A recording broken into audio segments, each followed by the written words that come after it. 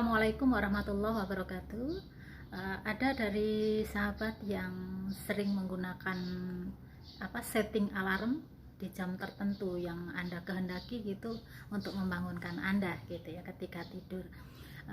Namun yang terjadi ketika alarm sudah berbunyi di jam yang Anda kehendaki, Anda tidak bangun melainkan mematikan alarm itu gitu. Tekan tombol snooze, tunda gitu ya. Pernah seperti itu? Kalau Anda lakukan itu sekali dua kali, maka besoknya Anda tidak mendengar lagi ketika alarm itu berbunyi membangunkan Anda. Nah, apa ini yang mau saya sampaikan? Itu sangat sama dengan sensitivitas tubuh energi kita. Ketika kita sering mengabaikan sinyal-sinyal atau perasaan atau nurani, itu maka berikutnya kita tidak lagi sensitif terhadap suara-suara alam, terhadap apapun yang ada di sekitar kita, gitu ya. Assalamualaikum warahmatullahi wabarakatuh. Kembali bersama saya Pratiwidi. Video di YouTube ini, versi di YouTube melanjutkan video sebelumnya yang berdurasi pendek, hanya 1 menit gitu ya. Kalau durasinya agak panjang, saya bisa lebih leluasa untuk menjabarkan gitu ya.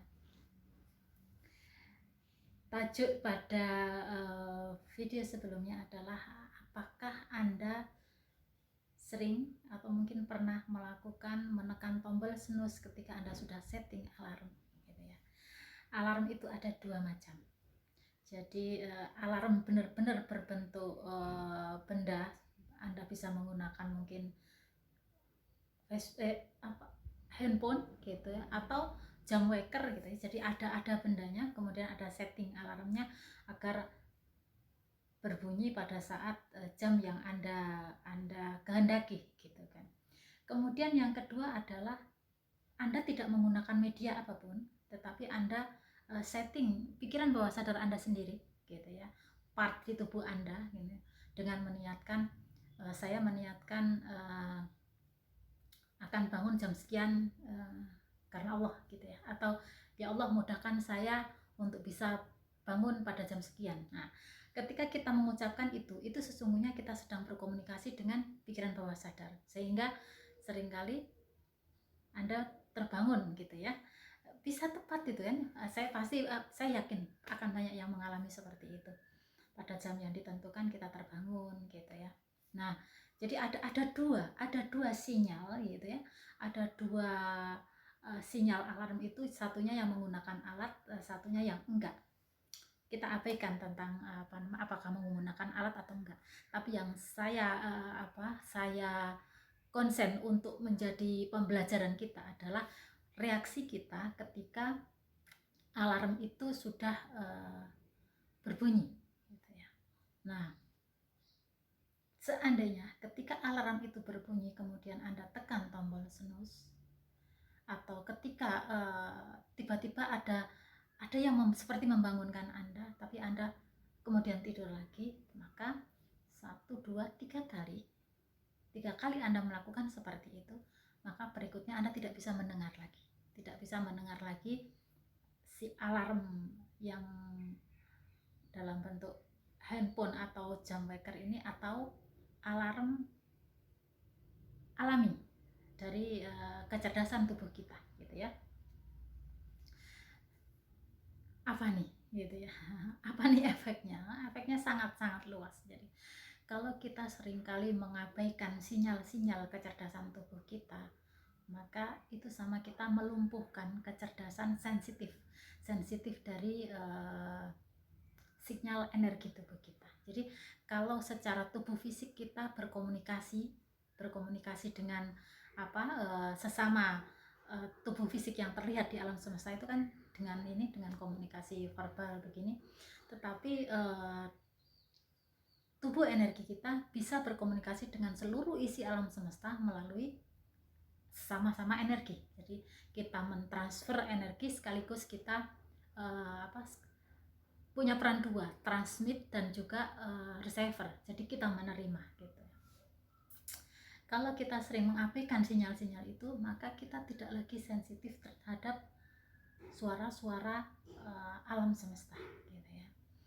Alam semesta ini kan terdiri dari banyak sekali entitas makhluk hidup gitu ya, yang semua itu juga sama dengan kita memiliki tubuh energi yang saling berkomunikasi walaupun kita tanpa berkomunikasi secara verbal gitu ya. Kalau kita tidak sensitif lagi, maka kita tidak akan tahu orang yang sedang berhadapan dengan kita atau orang yang sedang ada bersama kita atau orang yang sedang hidup bersama kita itu memiliki niat-niat tertentu kepada kita. Kita nggak sensitif lagi, ya. Ketika nggak sensitif itu bisa yang tumbuh, yang timbul adalah ya seperti dorongan-dorongan gangguan setan yang ada hanya suuzon, kemudian bersangka tidak baik lah ya, suuzon itu tadi gitu. Tetapi kalau yang bekerja adalah sensitif, maka itu murni, itu karena kecerdasan tubuh gitu. bukan provokasi gangguan yang meracuni pikiran kita. Jadi yang sensitif ini ya sinyal kecerdasan, maksud saya seperti itu. Dan nurani kita pun akan menjadi bebal, tidak lagi sensitif gitu ya terhadap misalnya nih sebetulnya sangat banyak contohnya ketika kita melihat sesuatu yang tidak semestinya di alam semesta itu, entah apa yang dilakukan manusia tidak semestinya, misalnya perusakan alam atau tindakan kejam kepada binatang, terus kemudian ya kepada sesama gitu, kita tidak begitu sensitif hatinya gitu ya, menjadi seperti ape karena kita sering mengabaikan sinyal-sinyal itu tadi.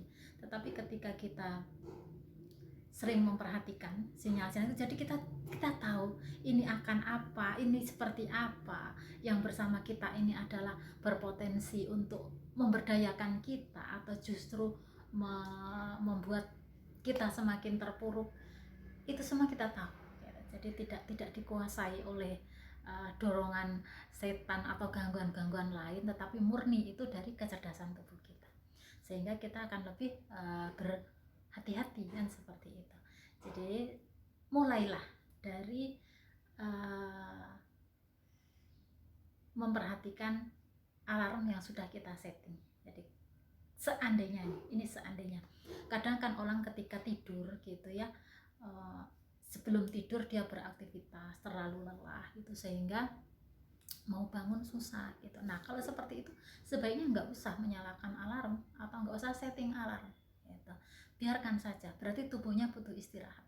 Kecuali jam-jam sholat ya, kalau jam-jam sholat pun kan sebetulnya ketika pada saat orang yang sangat kelelahan itu Allah memberikan rukhsah, misalnya kemudahan gitu ya, asal kelelahannya tidak disengaja. Jadi rukhsah kemudahan yang bisa kita